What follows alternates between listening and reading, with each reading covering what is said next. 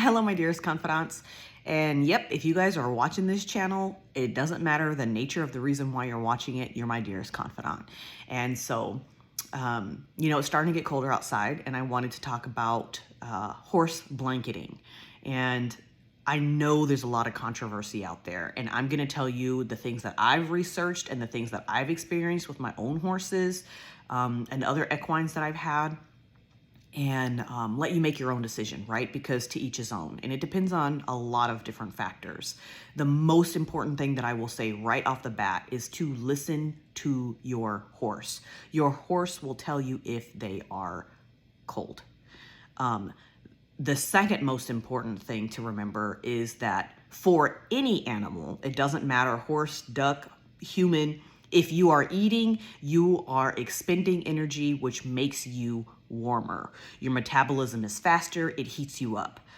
Think about when you eat an okay sized meal or a very healthy meal for you, you tend to be energized, right? You have that burst of energy. It makes you warmer. And so the same thing is true for horses. And you want to make sure you're giving them the right kind of food.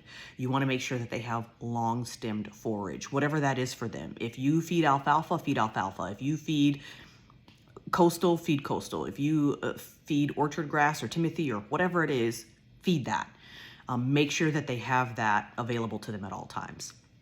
And then the things that I do, the things that I look for in order to know if I need to blanket my horse is three things. Is it windy? Is it raining? And is it cold? Now, horses have hair that puffs up, just like you get goosebumps, right? But their hair puffs up when they get cold. It protects them. It produces an insulating layer around them. The same thing with ducks. And so this video can also go with ducks, not the blanketing part. But so if they can keep that layer around them, it's like basically like our version of putting on a coat, a down jacket or whatever it is, right? Another layer. And so it insulates them, and then their metabolism kicks in, and that helps to keep them warm, right? It could maintain that constant temperature. When you have wind coming in, that blows through that. That's like wearing a jacket that doesn't have, that's not wind resistant. Even though you have the coat on, you're still not warm because the wind's blowing, right? Same thing for horses. And so if the wind is blowing and they do not have a shelter to protect themselves from the wind, then I blanket. If it is cold outside and wet outside, then I blanket, because again, they don't have that insulating layer to keep them warm, to keep them insulated.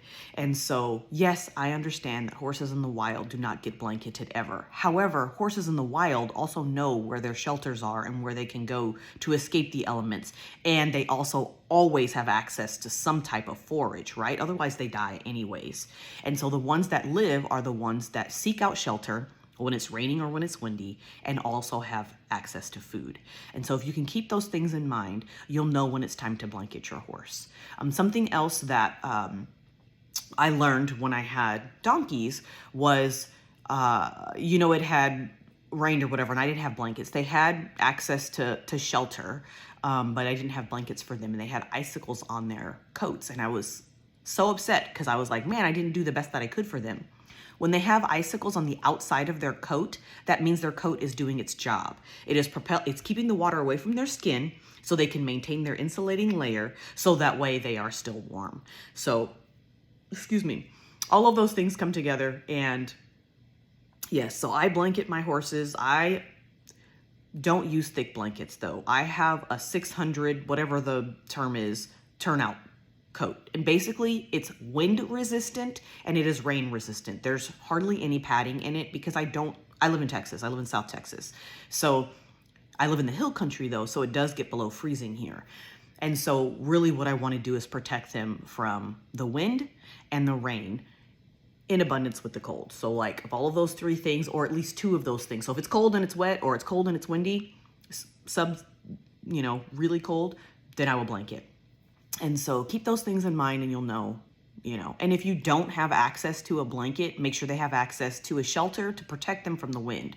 And so if the wind is coming from the north and they only have one wall of protection and then maybe an overhead, But this is north for me, this way is north. So if I have a protection on this side and they're not smart enough to go on this side of that, they're not protected, right? Or if they don't have access to that, they're not protected from the wind. And so then you should consider purchasing some sort of turnout blanket.